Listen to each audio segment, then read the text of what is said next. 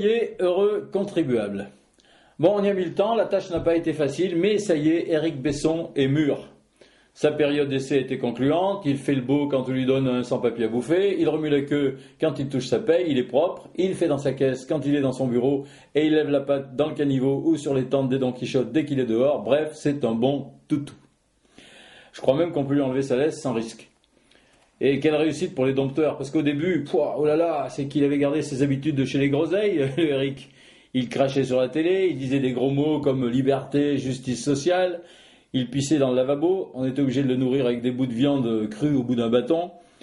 Enfin bon, c'était la galère, quoi. Une bête pareille, c'est comme un chien ragé ou un chat sauvage, ça peut arracher un œil à 100 mètres comme un rien. Il avait d'ailleurs gravement mordu son ancienne maîtresse Ségolène, et le Nicolas le caressait avec beaucoup de précaution. Alors vous vous demandez sans doute comment on peut transformer un Rottweiler en Yorkshire et sa mémère aussi rapidement. Eh bien, il se trouve que je suis très ami avec Brice Hortefeux, j'adore les peaux rouges, et qu'il m'a craché le morceau.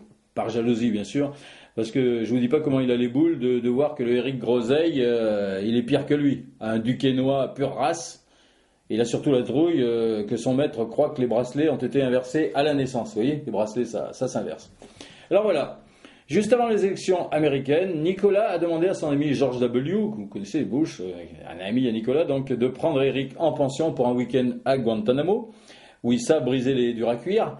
Et après quelques séances de waterboarding, vous savez, ces simulations de noyade recommandées par Dick Cheney et Condoleezza Rice, des trucs un peu sympas comme l'électrification hard des parties intimes et quelques autres humiliations, assez cool, dont les GIs de Bush avaient le secret, Eric nous est revenu docile comme un toutou, donc, en faisant caille-caille et en allant se planquer sous un meuble dès que Nicolas lève la main. Vous me direz, il n'y a rien d'original, Brice aussi fait tout ce que dit son maître, oui, mais c'est pas pareil, il aboie bien à droite depuis tout jeune, Brice, les pauvres sont des cons, ouah, alors c'est normal qu'on les dirige, ouah, tout ça, bon, vous connaissez le discours. Et puis, il a été adopté par l'UMP à la naissance, dressé à Neuilly. Il n'est pas plus dangereux qu'un chihuahua tétraplégique, et le petit Nicolas a toujours pu s'amuser à lui voler ses croquettes en toute tranquillité. Par contre, Eric, si j'étais Nicolas, je m'en méfierais parce que lobotomisé comme il est, il a la stature pour lui piquer sa place. Ils ont d'ailleurs les mêmes qualités humaines que vous connaissez, la franchise, la fidélité, l'honnêteté, le respect de la parole donnée, tout. Oui, Nicolas a bien été chercher la croissance avec les dents, comme promis. Il avait juste oublié qu'il avait des dents de lait, voilà, mais quand même, il fait ce qu'il promet. Non, il n'a pas recréé la police de proximité, contrairement à ce qu'affirment les socialistes.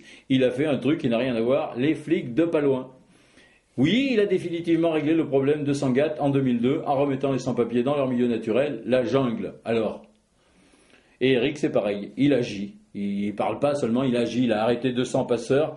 En fait, les flics lui avaient dit que c'était des passeurs parce qu'en montant dans le fourgon, les mecs se disaient « Passez, je vous en prie ». Mais non, je n'en ferai rien, passez donc. Il les a mis en tôle. Parce qu'une nuit en prison, pour un type qui habite dehors, c'est un pur moment de bonheur. Le même bonheur qu'avait remarqué Silvio Berlusconi, encore un ami de Nicolas.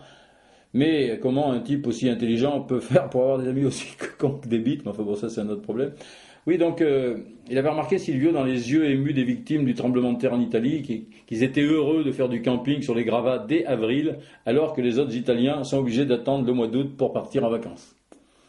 Eric a promis des soins aux sans-papiers, et il commence par de la prévention. Il leur a déconseillé d'utiliser les chariots de supermarché pour faire cuire les hérissons, parce que c'est très nocif pour la santé, il y a un produit dessus, vous voyez. Et puis ceux qui se plaignent que leurs copains se sont noyés, il les réconforte en leur disant qu'avec la surpêche, un boat people dans ses filets, c'est parfois la seule chance qu'ait un pêcheur pour ne pas revenir bredouille. Et quand même, c'est un gars qui agit. Alors, au lieu de s'extasier comme des cons, devant les bourgeons qui deviennent des fleurs, puis des fruits, je pense qu'on ferait mieux d'admirer le chemin parcouru par Eric Besson depuis qu'il est passé de pur sang à hongre. Et oui, par malheur, on a dû lui enlever à sa sortie de Guantanamo parce qu'elle n'avait trop souffert des électrodes, et quel dommage qu'il ne puisse plus se reproduire. Bon alors, toutes ces conneries et bien d'autres sont sur schraz.com. À la semaine prochaine.